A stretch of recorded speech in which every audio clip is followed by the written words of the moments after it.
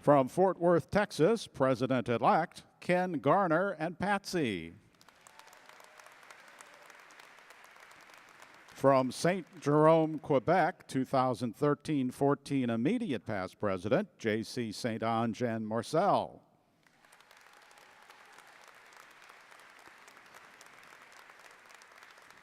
And the international president for 2013-14 from London, Ontario, Ron Huxley and Debbie.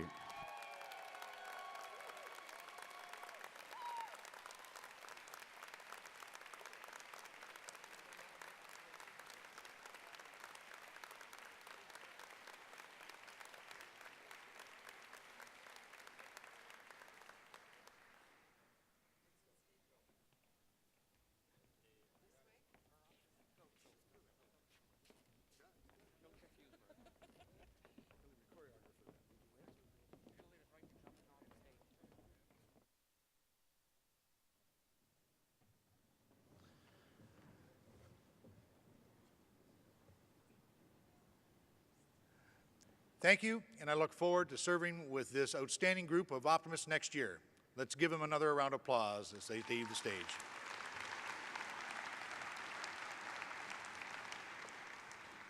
Over the last several months, I've been getting to know the optimists who will lead our regions and districts next year. We met here in Cincinnati in April to begin planning our year. I can tell you the organization will be in very capable hands with these optimists in the leadership positions. I'd like you to meet the 2013-14 International Vice Presidents and District Governors and their teammates at this time.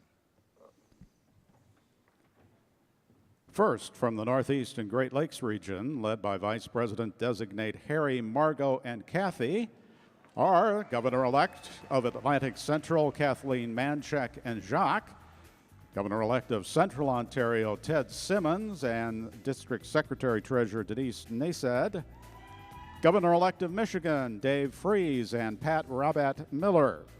Governor-elect Midwestern Ontario, Karen Scott and Mady Kerr. Governor-elect of New York, New England, Dave Fulmer. And the Governor-elect of Southwestern Ontario, Ed Stevens and Ruth.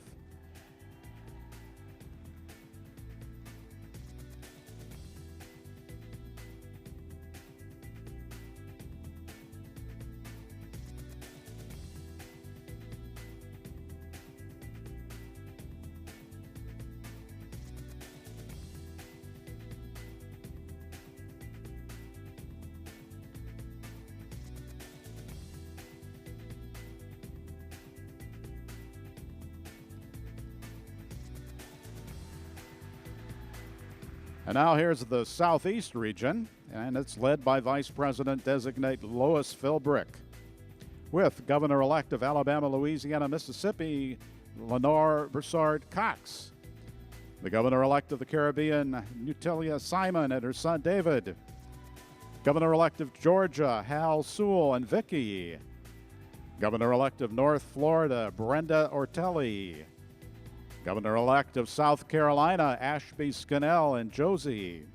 And the Governor-elect of South Florida, Wes Norris and Beth.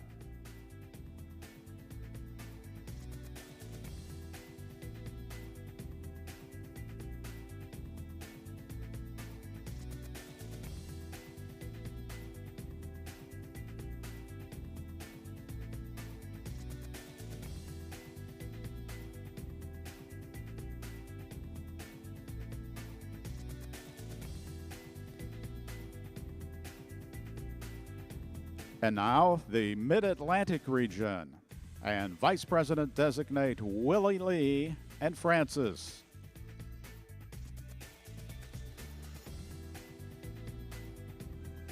Also, Governor-elect of the Capital Virginia District, Barbara Grizzard and Chester. Governor-elect of Kentucky West Virginia, Ramona Allen Ramsey. Governor-elect of Maryland South Delaware, Mark Harris. Governor-elect of North Carolina East, Errol Warren and Melissa Skinner. Governor-elect of North Carolina West, Sandy Middleton and Keith. And the Governor-elect of Tennessee, Gary Swinger.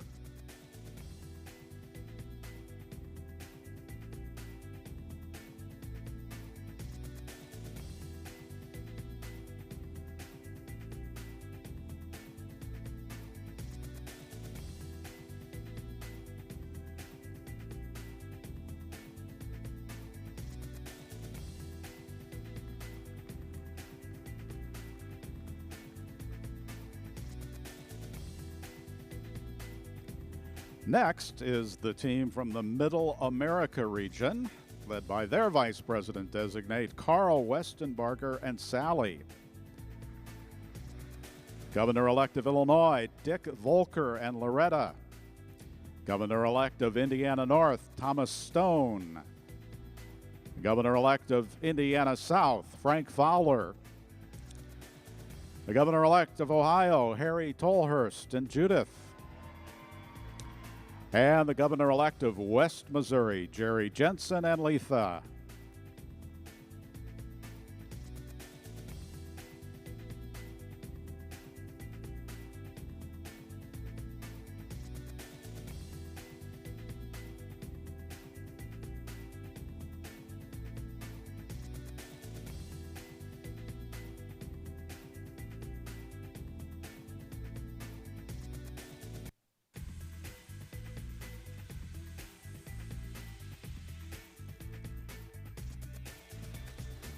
And now here's the team from the Great Plains region, led by Vice President designate Jim Boyd and Judy.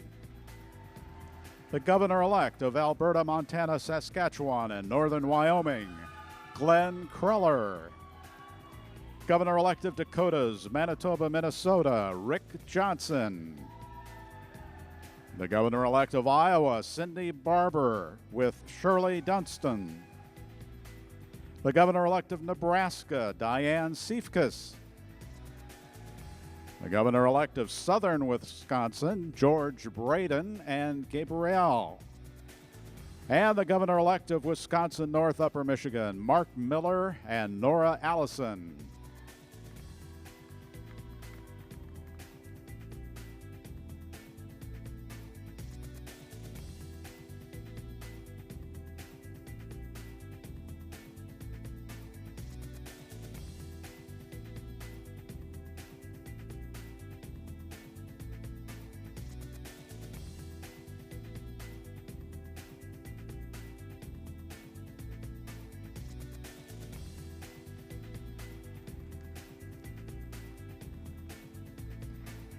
The Southwest region is led by Vice President designate Ruth Nelson. And Governor-elect of Arkansas, Cindy Hobson. Governor-elect of Colorado, Wyoming, Bob Hartwig and Carolyn. Governor-elect of Kansas, Dale Fox and Deanna. The Governor-elect of New Mexico, West Texas, Charlie Ramirez. The Governor-elect of North Texas, M.J. Barfield. Governor-elect of Oklahoma, Pat Thomas. And the Governor-elect of South Texas, Jose Montoya and Irma.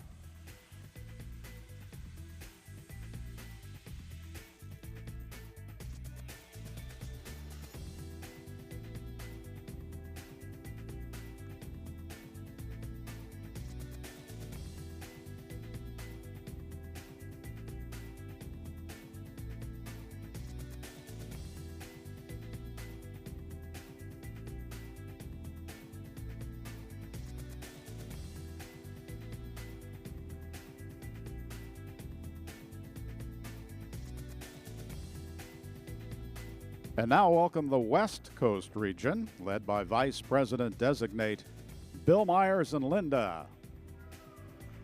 The Governor-elect of Arizona, Katie Paulson. The Governor-elect of California South, Al Vincent and Alma. The Governor-elect of Pacific Central, Larry Gendro and Marilee Stover. The Governor-elect of Pacific Northwest, Fred Wallace. Governor-elect of Pacific Southeast, Barry Dolgovan. And the Governor-elect of Pacific Southwest, James Minyard.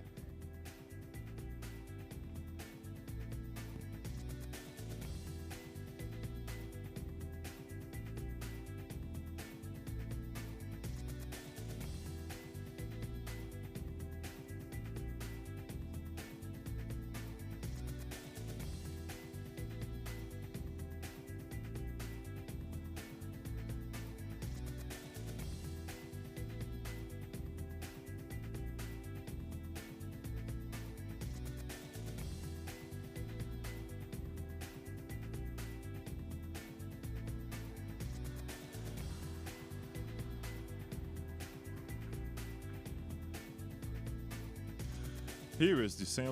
Lawrence region. Voici la région Saint-Laurent et son vice-président élu Pierre Beaulieu et Diane.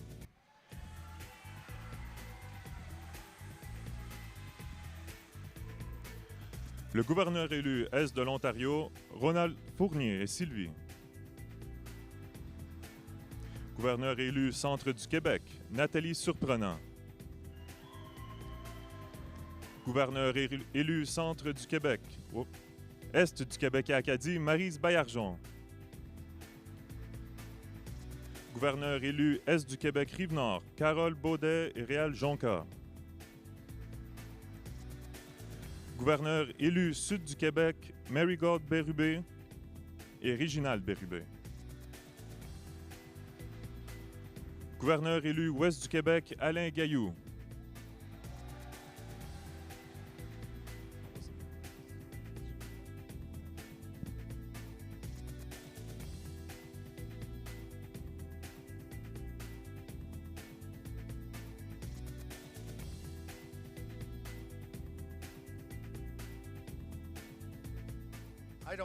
Before I get to the script, I don't know whether you caught it or not, but every group that came out gave me a flamingo, a little light up flamingo.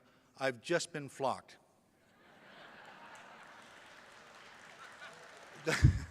There's more to come. I want to thank each of you for your kindness and your trust. Like many young boys that grew up back in the 1960s, I got my first job as a local paper boy. It was early fall 1967 when I knocked on the door at 83 Gladstone Avenue. I was collecting for my first week's delivery of the London Free Press. The door opened and there stood a lovely young woman. I was somewhat taken aback by her presence and could only blurt out that I was there to collect for the newspaper. She left me standing at the door and disappeared. And a short while later, she came back and returned with the $2.40 that was owed me for my week's delivery. I left that door totally consumed, overwhelmed, and not quite sure what had just happened to me. This young woman was the same age as me and had, unbeknownst to her, caught my heart. By December, I could hardly wait for my weekly collection day so that I could go in and get my collection for the newspaper, and about the second week of the month, I again knocked on the door, and this vision of beauty invited me inside out of the cold while she ran to get the $2.40. When she returned and paid me, I gave her the little chit of receipt, and then she drew my attention to the mistletoe over my head, just inside the doorway. You see, this was an example of young teenagers testing the bounds that were taught to them through the Hollywood influence. For me, it wasn't good enough to place a simple, gentle kiss on her cheek, but for her, it was a surprise when this scallywag was bold enough to steal a kiss from her lovely lips. Anyway, that's how it started, a romance that endured high school dating, followed by a wedding and the rearing of a family. In 8 days, we will celebrate 40 years of matrimonial bliss.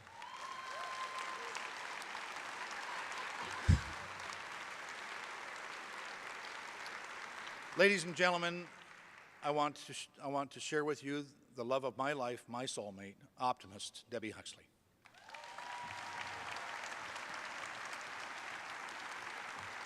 Well,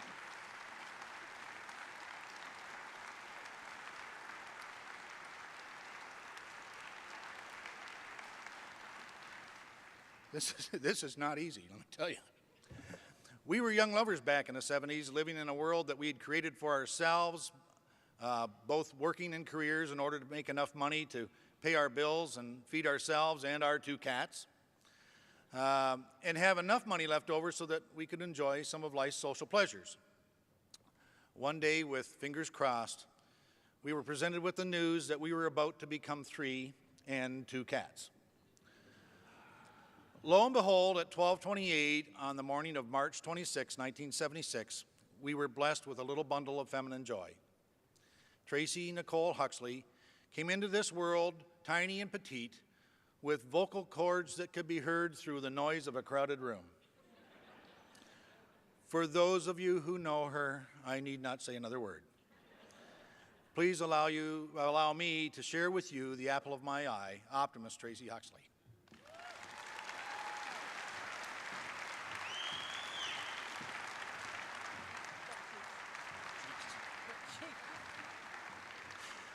She's just giving me a coaching here. She's saying when you try to start to quiver, butt cheeks. There's something about squeezing your butt cheeks that's supposed to stop you. But I might not stand back too far. Just move on. Having now two lovely ladies in my life and two cats, it wasn't long before Debbie and I decided that Tracy couldn't be an only child. So less than 2 years later, we provided someone for Tracy to fight with, then to scheme with, then to team with, to challenge life's obstacles, which mostly consisted of learning how to wrap Dad around their little fingers. We introduced into this world daughter number 2, Optimist Carol Ann Huxley. Carol is unable to be here with us this year, but on the screen you will see her and my buddy, her wonderful husband, Optimist Sean Young.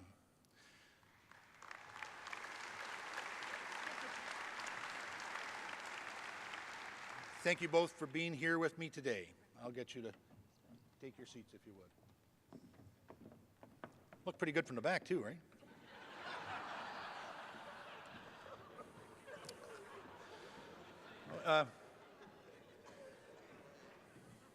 Anyway, we'll move along.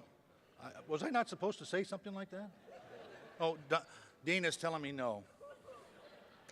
Oh, well, life is what it is. My earliest memory of the Optimist organization comes to me when I was only about 7 or 8 years old. You see, in 1953, our Optimist predecessors introduced the bicycle safety program. It was a program that came to my school in 1960 by one of London's finest Optimist clubs. By then, optimism had been around for some 49 years. I remember decorating my beat-up old two-wheeler with crepe paper and streamers and baseball cards on the spokes, and then riding it to school so that it could be judged and adjusted by some of the dedicated local optimists. I didn't realize at 7 or 8 years old who the optimists were, and at that age, I never thought that one day I would be standing here 3 months away from assuming the title of Optimist International President. Such is life, and I truly believe that we never know what is just around the corner. My mother and father had 4 boys. My father became my role model at a very early age, one of my major mentors. His wisdom and his life's principles became embedded into his 4 boys. I'm the result of all that is good in my father's values and hard work. You see, it was hard work that he taught me made a man a man. It was compassion that made a gentleman a true gentleman, and it was action and leadership that earned a man real respect. At the end of the day, the only thing that really counts is the feeling that you have in your heart that you have given your all and you have no regrets. In memory of my dad, and as the next president of Optimist International, I promise that to each of you. I remember sitting on the floor playing a game of solitaire one day when I was about 11 years old. I wasn't aware that my dad was watching me, but as usual is the case when playing solitaire, the cards weren't lining up. So I decided to alter them. I adjusted the order, and my father watched me do it, and in a calm voice, he asked me, "Why'd you do that?" I replied, "Because I was stuck and the cards weren't going my way." His next comment struck me true and became one of my life's principles. He said to me, "When you cheat, you only cheat yourself." It was only a game of solitaire, but it was a statement that stayed with me and started having its reflections on everything I did.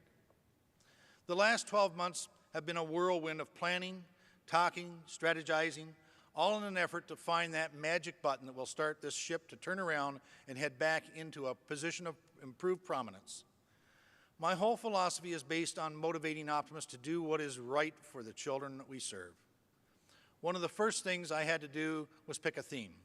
And let me tell you, it is not an easy task. We live in a world that is greatly affected by social media and modern methods of communication. Today, communications happen in the blink of an eye, not in the hours or days that it took in years gone by. We also live in a world where what might be important to me might not be important to you. Individual thought processes and purposes have become more focused. Team building today requires a strong, proven approach that can withstand or influence the freelancing of others that feel that their way is the best way. In some cases, you might say that we all live in our own little bubble. I truly believe that every one of us is an optimist because we feel we make a difference in the lives of young people. I wanted my team to tie to modern communications, but also reflect our memories of what is important for the collective good. The one real common denominator is the children we serve. I asked my 2013-14 vice presidents and governors to tell me why they continue to be an optimist and do the things that they do. Allow me to share with you two stories, one from Vice President-designate Lois Philbrook and the other from Governor-elect Natalia Simon. Ladies, would you join me on stage to share your stories?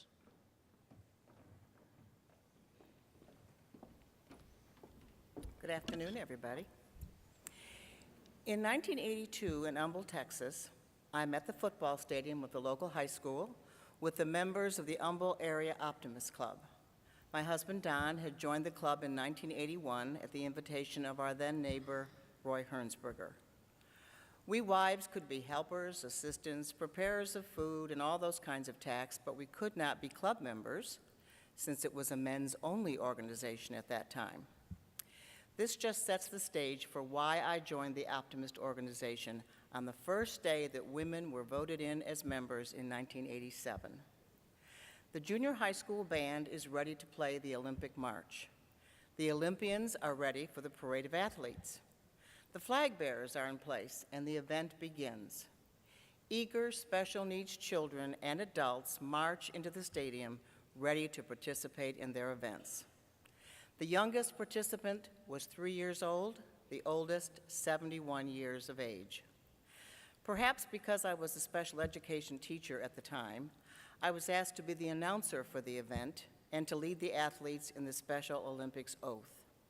We called our event Olympics for the Special so that we could adjust age limits and activities to suit our participants. What a day. Warm sunshine, smiles on the faces of everyone in the stadium, and eager excitement on the part of each participant. I was there all day as our Optimist members held a rope for blind participants to use as they ran their distance races, held the hands of the smaller children as they jumped or ran their race, and generally did whatever was necessary to help each one achieve success. I saw 2 athletes stop to pick up another who had fallen, and all 3 raced to the finish line. I watched junior high band students cheering and playing their instruments to encourage all the participants. Adult members of the Optimist Club served hot dogs, chips, drinks, ice cream novelties to everyone in attendance. The most fun was watching each of the athletes receive their participation medals. Then we had the 3-tiered steps for the gold, silver, and bronze medal winners. In truth, everyone there was a winner that day. Those in the audience, club members, and most certainly those athletes. Helping children succeed was in my blood long before I knew this wonderful organization. I began teaching school in 1963, so my need to make a difference in the life of a child was fulfilled already. However, sharing in the activities of my husband's home club opened my eyes to the opportunities that Optimist members have every day to influence the life of a child. Since 1987, I have had the pleasure and the joy of doing whatever I could to put a smile on the face of a child touched by our Optimist organization. This is just one of the stories I share when I'm asked, why did you become an Optimist member?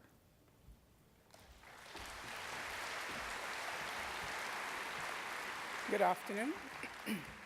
President Ron asked me why I am an optimist. and there are so many wonderful memories, it was difficult to choose. This is the first thought that came to mind.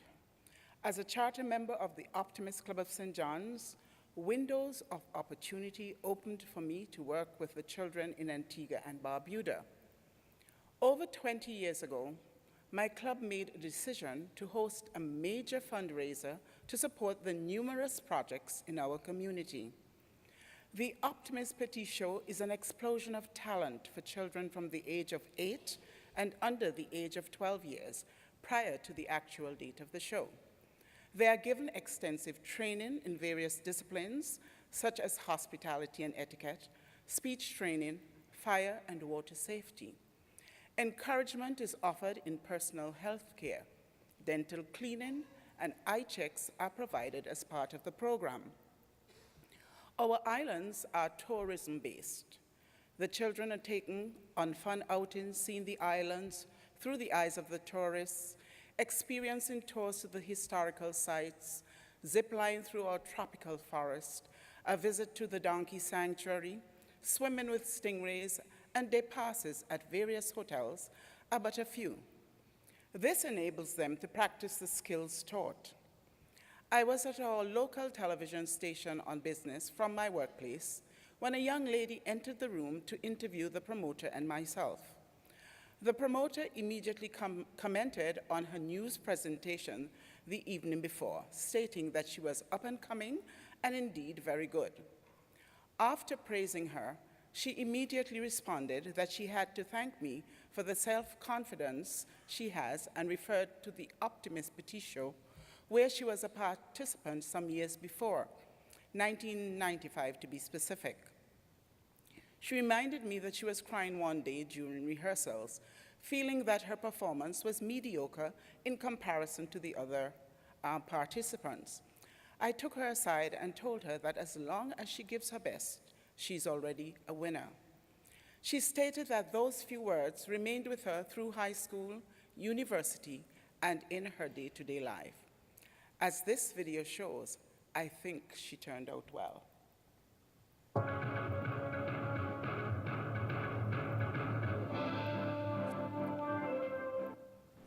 Good evening and welcome to the ABS News Brief. I'm Tashika Levan. Thanks for tuning in. In the headlines, OECS celebrates 32 years of serving the region. That day, I felt that I had won the lottery, motivating others to reach their full potential. That's my story.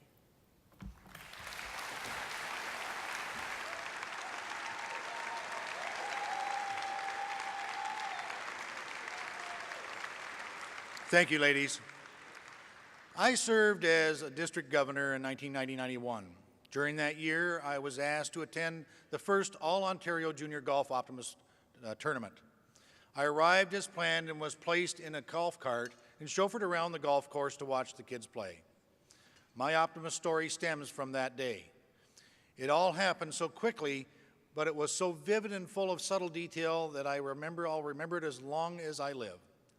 We rolled up on a tee block as 4 young golfers were about to tee off.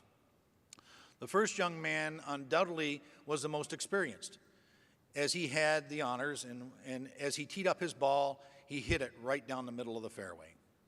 The second young man delivered his tee shot with a nasty slice into the right-hand rough. The third golfer must have been a little influenced by my presence and was nervous. He topped his ball only about 30, 40 yards out from the tee block. The last little guy is my memory. Let me paint you a picture. This petite little golfer stood knee-high to a grasshopper. He had freckles on his face. He wore what looked like hand-me-down clothes. His shirt was baggy and had sleeves rolled up almost to his elbows. His pant legs were turned up to create a generous cuff at the ankle, and one of his running shoes was undone and the shoelace dragged along behind him. He wore a belt that was extra long, and when it was done up, a generous tag end ran down his left leg. This young man wore a ball cap. The cap was drawn in so much at the back that it puckered out and stuck out away from his head almost as far as the brim protruded from the front. Even with his hat adjusted so tight, it was his ears and the tufts of hair that stuck out all around that prevented it from falling down over his eyes. It was obvious to me that this little golfer was having a wonderful time, probably enjoying the game of golf for the very first time. My little friend stepped up to the tee as the last member of the foursome. He carried what appeared to be a ramshackle set of clubs that he had borrowed or gathered along the roadside. Bending over, he teed up his ball and then took his stance. His focus was intense, and he had that look of determination on his small face. I could feel the fact that he was going to do himself proud in front of his audience. He proceeded into his backswing, shoelace still dragging, and then into his downswing, powering through the ball, hitting it smartly, straight down the middle of the fairway, just like a pro. The expression on his little face never changed. It was almost as if he wanted us to think he did this every time. His secret was spoiled when I saw a small upturn in the corner of his mouth as he bent down to pick up his bag. He was surprised, but he was proud of how well he did. He marched off the tee with pride in his step, pausing only long enough to put his club back in the bag as he went. This may have been his best drive of the day, but I quickly realized that this little man may never have felt the self-gratification of the moment if it wasn't for the optimist. Simple but meaningful, he may never remember that moment, but for me, it was a turning point in my life and what I was about as an optimist. That is my optimist story. It is my hope that my theme will draw attention to everyone's optimist story. But the question to me was how to make it happen. It dawned on me that I have the perfect opportunity through social media. You see, not everyone has an optimist story about kids. Some members are motivated through other memories and other past experiences. What works for me may not work for everyone. My daughters exposed me to texting shortcuts, the use of acronyms, but I had a tendency to look at them a little differently. Let me give you an example. What does LOL mean? Sure, we all know it stands for laugh out loud, but I'm an optimist member, and I remember that we all don't see things the same way, especially me. LOL to me means let optimists lead.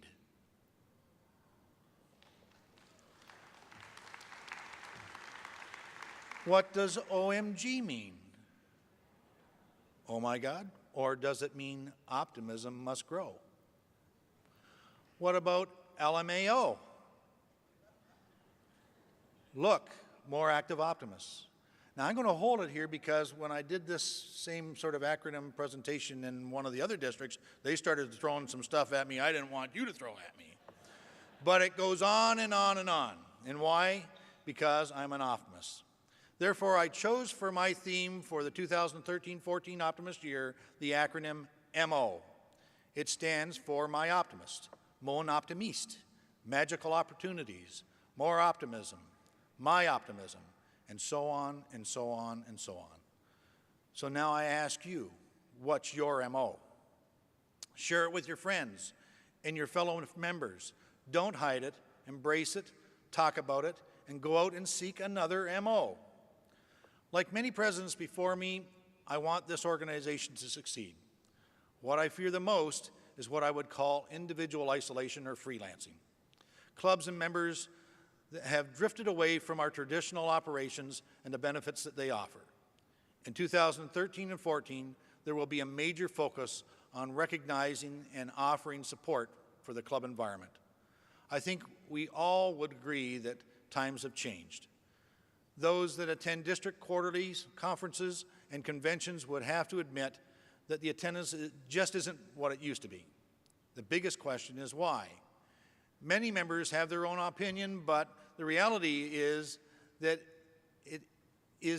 interest in attending must start at the club level. If it is not inspired there, it loses its position on the Optimist priority list. Many clubs are having trouble finding a president-elect or new board members. How many clubs are pulling teeth to find club committee chairs or enough members to work